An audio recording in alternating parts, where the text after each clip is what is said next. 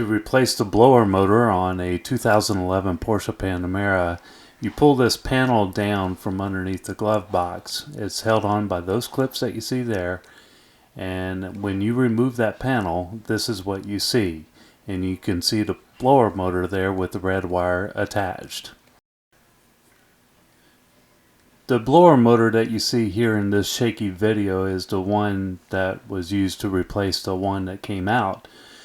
And you can see that it's held on by 4 of these torque screws. These are T20 screws. There was one, there's 2, there's the third one, and then on the other side of it, a little bit hard to get to and hard to see, is the 4th screw.